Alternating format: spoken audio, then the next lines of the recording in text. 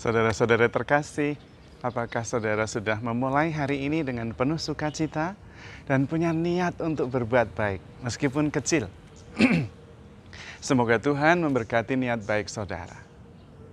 Hari ini saya ingin mengajak kita semua merenungkan tentang Allah sebagai Bapa. Salah satu ciri khas dari pewartaan dan perwahyuan Yesus adalah bahwa Allah itu Bapa kita. Dan sebetulnya itu keselamatan. Karena kalau Allah adalah Bapa kita, Allah yang Maha Kuasa, Maha Baik, Maha Murah dan Maha Pengampun itu, dan itu adalah Bapa kita, selesai, selamat kita. Dan ini adalah pewartaan pokok. Karena kalau kita memahami Allah sebagai Bapa dan meyakininya, kemudian kita bisa mengerti seluruh pengajaran Yesus, seluruh perwahyuan yang dibawa oleh Tuhan.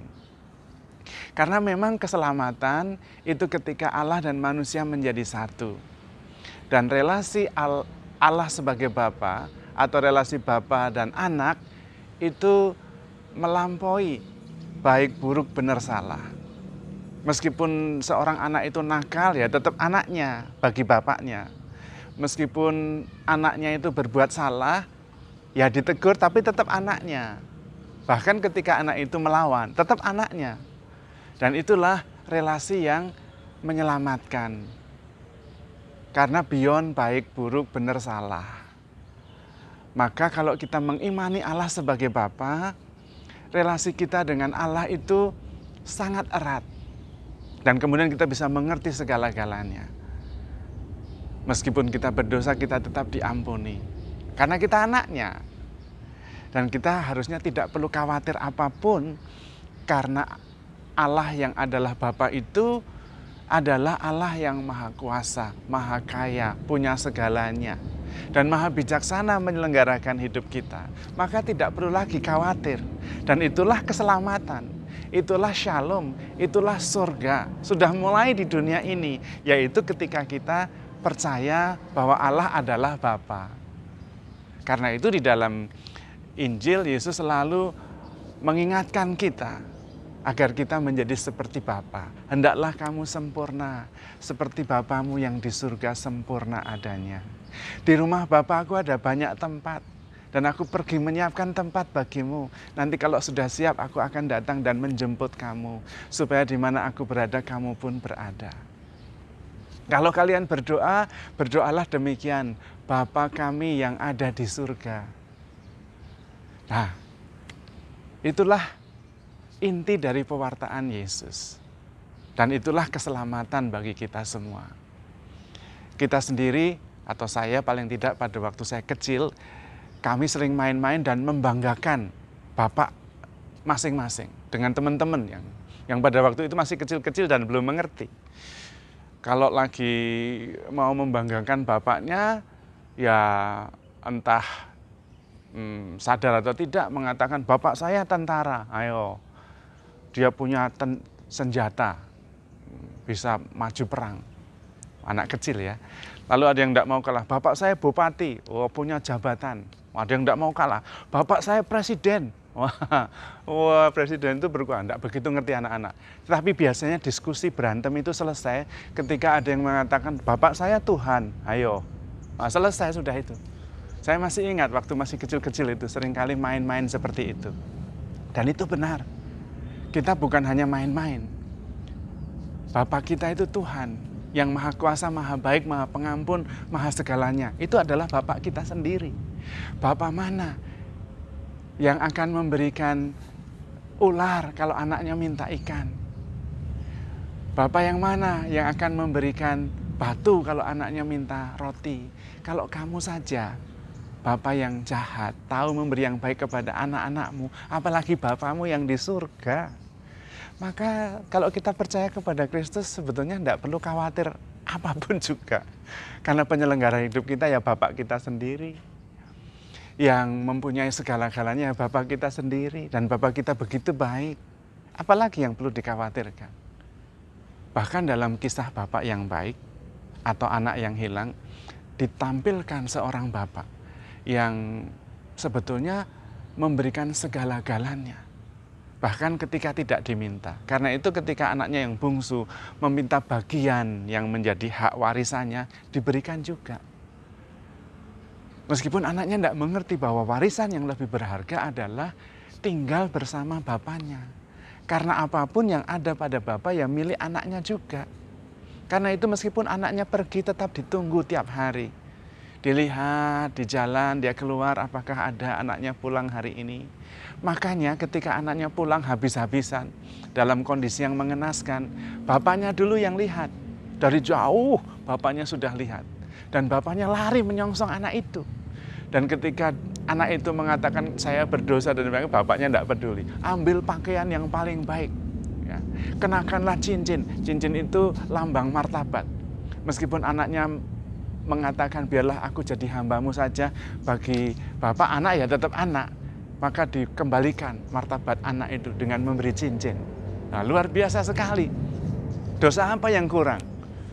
Dia menghabiskan uangnya, berfoya-foya, bahkan dikatakan dengan pelacur, segala macam.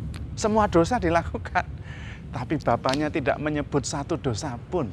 Tidak menyalahkan sedikit pun anaknya. Karena yang paling penting anaknya pulang tinggal bersama dia. Kembali sebagai anak.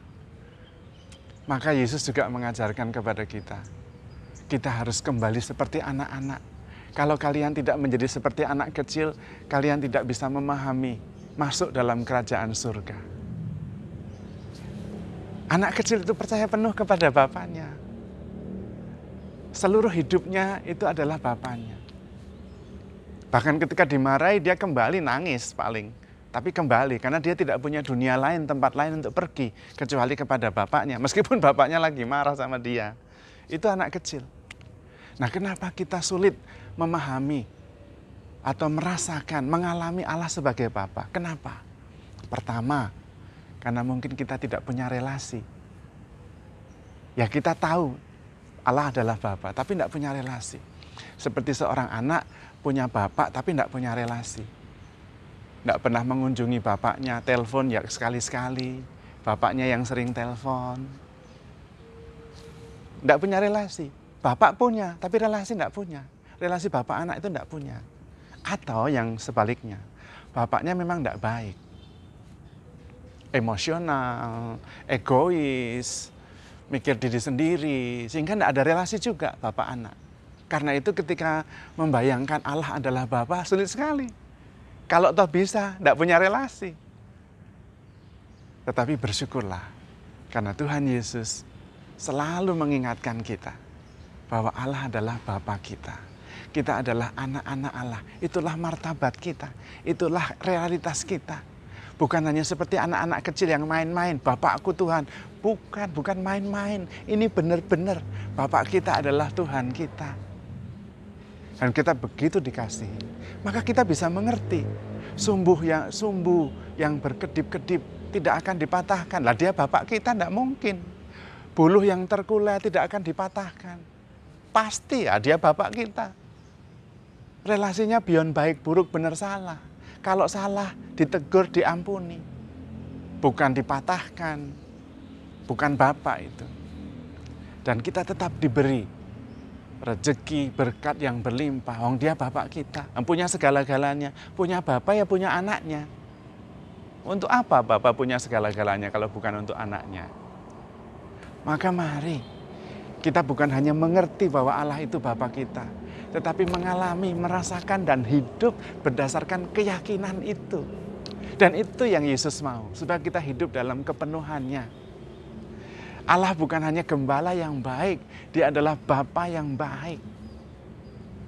Kalau kita berdosa pasti diampuni, karena relasi Bapa anak itu beyond baik, buruk, benar, salah.